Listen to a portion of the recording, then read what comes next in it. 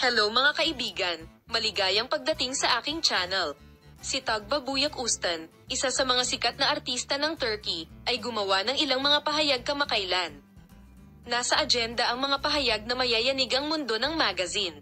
Ang sikat na aktres ay gumawa ng taos-pusong pagsisi sa pamilya ng kanyang kasintahan na si Engin Ekürek.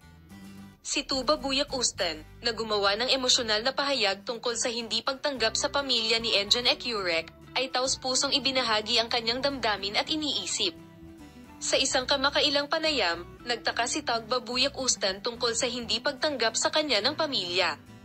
Parang walang problema sa pagitan namin ng pamilya ni Engin Ekürek. Pero sa kaibuturan ko pakiramdam ko may kulang. Bakit hindi nila ako mahal? Ang paninisi na ito ay isang mensahe kung saan malinaw na ipinahayag ng aktor ang kanyang emosyonal na estado at ang kanyang damdamin tungkol sa saloobin ng pamilya. Ipinahayag niya ang kanyang pagkabigo at kalungkutan na hindi siya tinanggap ng pamilya ng sikat na aktor na si Engin Ekürek bilang mga sumusunod.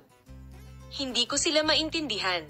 Mahal ko lang ang tiyahin mo at gusto ko siyang pasayahin. Bakit hindi nila ako mahal? Isang emosyonal na pag-amin niya. Bilang karagdagan, ang pag-amin ni Tugbabuyak Ustan na sinabi ni Tugbabuyak Ustan na ang kanyang relasyon kay Engin Ekürek ay nagpahirap sa kanyang relasyon sa kanyang pamilya. Ang sitwasyong ito ay nagdulot ng tensyon sa kanilang relasyon, at na siya ay nadama na hindi kasama, ay may malalim na pagninilay sa kanyang mga relasyon sa pamilya. Ang isyong ito, na may malawak na coverage sa media, ay nakakaakit ng atensyon ng maraming tao. Ibabahagi sa iyo ang mga pag-unlad sa paksa. Palem, makita ka sa mga bagong video.